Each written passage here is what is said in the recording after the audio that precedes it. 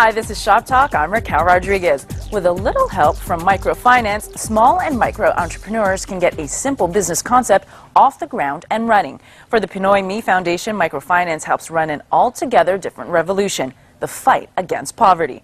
5 years since it was established by the late President Corazon Aquino, the foundation continues to empower Filipinos with the tools for sustainable livelihood. Joining us in this segment is Dan Songco, President and CEO of the PinoyMe Foundation. Thanks for coming to the show, Dan. Thank you for inviting me, Raquel. Now, PinoyMe stands for Filipino Micro Enterprise. Enterprise. Enterprise. Yes. Enterprise. Sorry. Tell us a little bit more about the foundation. Well, the foundation was created by a social consortium that was formed by President Cory about 5 years ago. And then the idea was to really become what we call a social investment banker. Okay. So we're doing what investment bankers do for the rich, Right. but we do it for the poor. So now, what are the main objectives then of PinoyMe Foundation? The foundation is really into intermediating, meaning we try to provide different services to help micro-entrepreneurs Okay. become part of the mainstream market. Right. So we provide capital through microfinance institutions. We provide business development services. That Right. means opening markets for them and looking for ways by which they can improve their products Okay. for the market. And then also providing technical support to the microfinance institutions to make them more effective in lending microcredit to the poor micro-entrepreneurs. That's the Okay. range of things that we do. Now, PinoyMe addresses certain gaps here in the Philippines when it comes to helping out microfinancial institutions and enterprises. As you have mentioned, providing financial assistance, creating a market for these micro-enterprises. What are some of the gaps that PinoyMe addresses? Well, the PinoyMe consortium, which created the foundation, really looks at the broad industry of microfinance. And one of the things that we identified is the lack of human resources. As I was talking to you earlier, microfinance is a very labor-intensive Right. undertaking. So you send a lot of people out to the field in rural areas, distant areas, and they really get burned out easily because it's very difficult work. So the recruitment of frontline staff has become very, very challenging. What we've done in the last 3 or 4 years is we've developed a curriculum for microfinance, which is now being taught in 2 schools, but starting this school year, next school year, to be offered by 10 schools. Wow. Meaning, we want microfinance to be a career, so that students can enroll, learn to do the job, and then be hired, work in microfinance institutions, and help develop this whole business of lending to the poor. Now, one of the ways PinoyMe helps assist MFIs and micro-enterprises is through the PinoyMe Social Investment Fund. Yes. Tell us more about that. Well, you know, the thing about microfinance is that to a large extent, it's been going to the urban areas because it's Right. financing retail trading businesses, sari-sari stores, vegetable market vendors, which is very good on its own. But at the same time, if you look at the information that's provided us, 70% of the poor are living in the rural areas. Right. So we need to bring microfinance to the rural areas where lending is very difficult because of all the risks involved. Right, so assisting the Whether- more less desirable areas Yes. that banks or other lenders would That's right. steer away from. So that's where we try to bring microfinance. The Social Investment Fund was created to help develop funds from the public to Okay. be able to go to the rural areas. So from the public, as in through donations? We're or- asking for donations, Okay. but we're also developing ways by which philanthropists can park their money with us, and we can give them back the principal after a certain period of time. The idea is to build a robust fund that we can use to encourage MFIs to go to the rural areas for lending in these areas where there's very little capital available. Now, in addition to financial assistance or even financial education then for your prospective clients, what are the services then that PinoyMe provides? In addition to that, we've done some research work as well because we want to look at how we can grow this industry. Okay. So we've gotten experts together, some economists, some practitioners to look at what are the policy issues that need to be Right. addressed. So now we're working with some government institutions, government agencies, and working with them to find ways by which we can increase micro-entrepreneurship in the country. Okay, now one of the services that I know PinoyMe has is the credit assistance service. Tell us what that's about. We have a little lending portfolio right now. which we use to lend microfinance through microfinance institutions to the rural areas. Okay.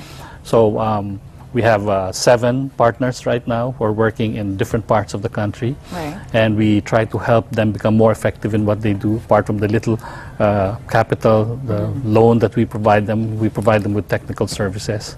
For instance, now we're getting some staff from the Accenture Philippines that have been assigned to us, and we're assigning them to our partners to help them improve their banking systems, the IT part of their banking system. Seeking the help of some experts then. Yes. To educate. Yes. Okay. Basically what we've done, and this is the whole new idea of People Power by President Cory, is to look for ways by which different sectors can come together and look at how we can help the poor in a sustainable way. And she has found, and we so agree with her, that microfinance and microentrepreneurship is really a very lasting way of helping the poor. Okay. So what does PinoyMe look at then in terms of qualification or criteria for someone that would be eligible to accept credit assistance? Primarily, we're looking for poor families that exhibit a lot of desire to succeed. Okay. So that's very primary. Next, I guess we're looking for families, communities that may already have links to the market.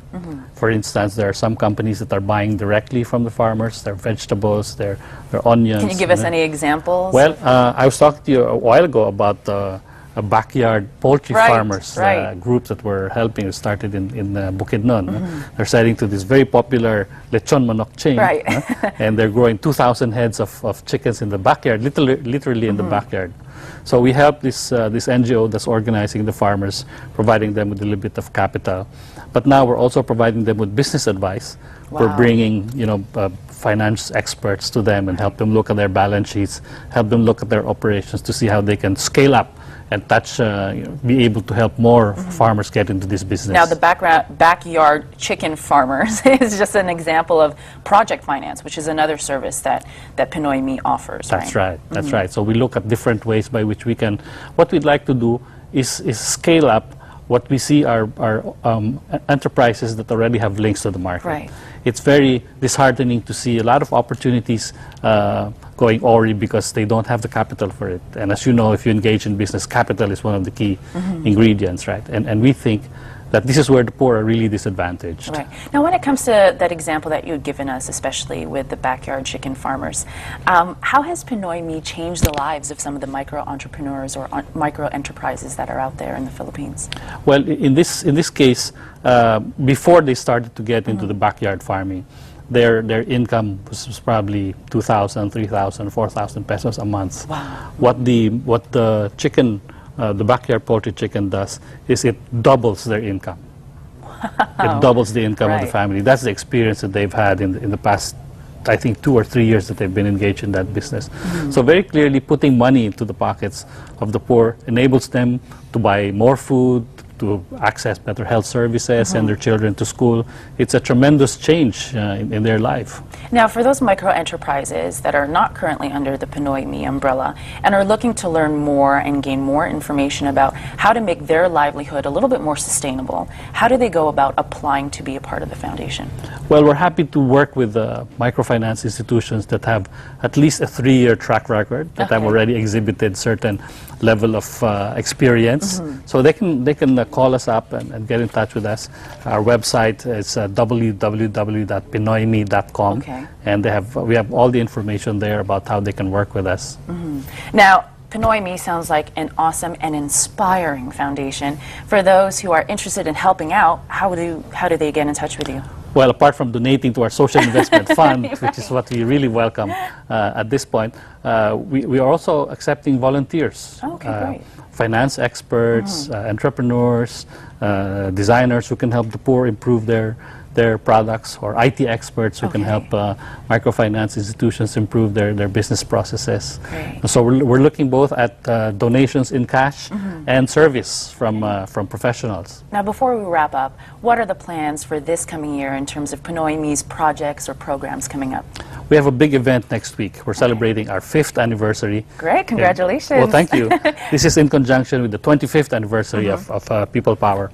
So it's a unique people power exhibition because we know people power to be a very political undertaking, marching in the streets, bringing down governments.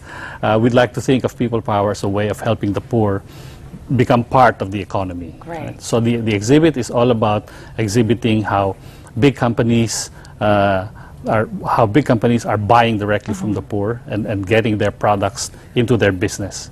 So it's a more sustainable way of helping the poor because you're doing business with them and giving them dignity and providing them with the means to improve their lives. Great. So there are about 30 companies that were exhibiting and their partners, one of whom is your next guest, to show how there are links that are being provided in the market. And where is this event Well, it's at the NBC tent, actually. Okay. It's on the 22nd and the 23rd, 2 whole days. I hope you can invite your audience to come and see how it's a different people power event that's taking place. And we're hoping to change the games as far as the market is concerned to make them, more friendly to the poor. Great. Thank you so much for joining us on the show today, and congratulations on all your success. Well, thank you for giving us this opportunity to explain what we're doing. Thank you, Dan. You're welcome.